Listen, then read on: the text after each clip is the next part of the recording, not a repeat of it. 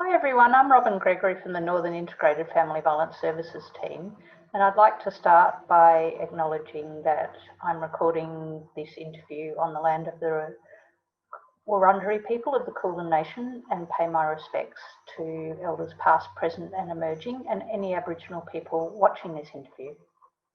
This is part of the Service System Overview series, and it's my pleasure to welcome Heather from Northern CASA to talk about your service. So welcome, Heather. Thanks, Robin. And to start off with, could you give us a brief overview of what Northern CASA does?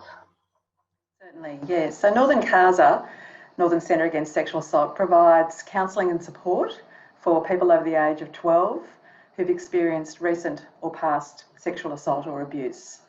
And our catchment area is Darebin, Banyule, Nillumbik and Whittlesea.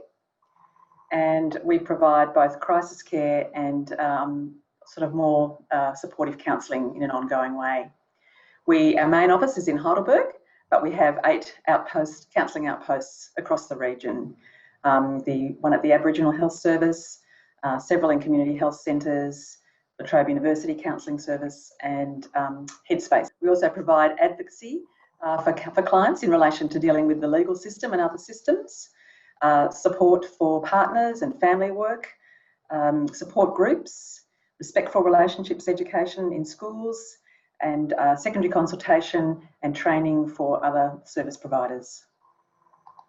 Terrific. And could you talk a little more about what responses your client group could expect, Heather? Certainly, yes. So we really try and let our clients know that we believe them, respect them, and work with them to restore choice and control in their lives. And we use a feminist, client-centred approach that draws on victims' rights and empowerment and trauma recovery theory. We work initially with people to develop physical and psychological safety in their lives before they work with us around processing any trauma memories if they choose. Yeah, so when we really try and create space to hear people's story and to work with them around their own sort of what healing means for them and their own recovery journey. So if someone has experienced a recent assault that's within the last 2 weeks, we can have a counsellor to meet with them within the hour. And that's we can arrange urgent medical care if needed, legal advice and advice about their forensic medical examination options if they choose, support with dealing with the police, crisis counselling, and then linking them in with an ongoing counsellor. If somebody has experienced sexual assault in the past, then we provide short to medium term counselling, generally around 16 sessions. Sometimes we can work with people for a bit longer. Our counsellors use a range of therapeutic approaches, sensory motor approaches to help people feel more kind of comfortable in their bodies and safe, and to deal with impacts like flashbacks and nightmares. Approaches like narrative therapy, art therapy, music therapy, a whole range of evidence-based approaches really, depending on what people feel comfortable using.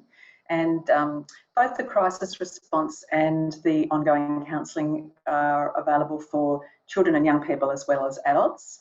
If young people prefer to come with a family member or a support person, that's fine. In fact, anybody can do that really. Could you tell us now, can workers refer, and if so, what should they be aware of when making a referral? So we have our intake counsellors available every afternoon from 12:30 onwards to take referrals. People can self-refer, or if they're working with someone else, they may like to call with the support of that worker. It's a very sensitive issue, and so it's really important that it is a person's choice about being connected with our service, and we'll certainly want to kind of confirm that with the person themselves. Even just to think about for somebody making that call can really bring up some quite intense reactions for people. And so it's good to kind of if you're working with somebody and wanting to refer, just to make sure that they have some strategies about how to I guess, settle themselves down, and just to be aware that just even making that initial call might be a big thing for people. And Northern CASA, can provide some advice to workers about that. Also, I guess to hold in mind that if somebody has disclosed sexual abuse to you, that means they've got, a lot of trust in you.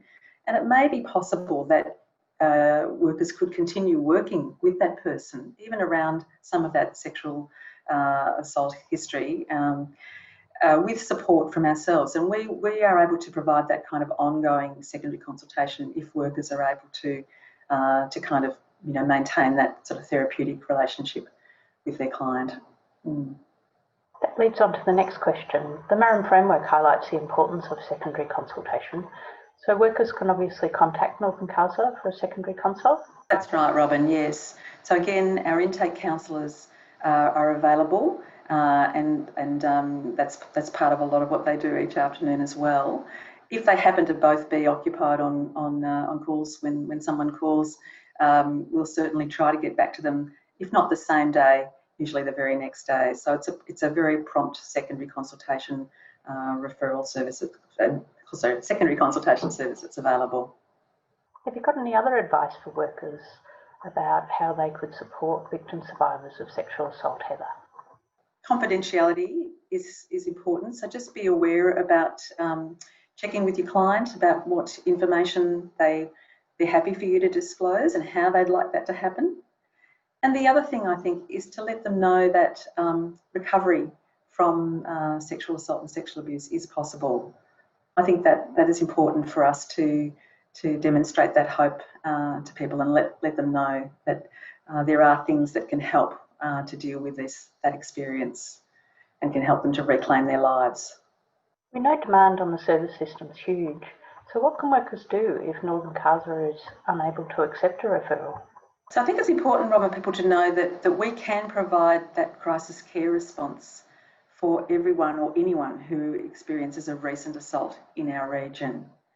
And if somebody happens to live outside a region, there are other CASAs available as well. So we have a staff on call 24/7. So I think that's important for people to know. And we also have that telephone counselling support that's available every day, and also a 24-hour number as well across the state, which we'll make sure that people have access to. In terms of when people contact us, we generally arrange an intake appointment, which we offer to everyone initially, so they can come and check us out, and we can make sure that, in fact, we are the best service for them. And that's usually within 2 to 3 weeks. And we do have a waiting list. It's generally around the 4 to 8 week mark for to be linked with a sort of an ongoing counsellor. But as I said, the telephone support is available in that time. So we do really strive to kind of help people, particularly when they're in crisis, and to manage, their things that they're dealing with while they're on our waiting list as well.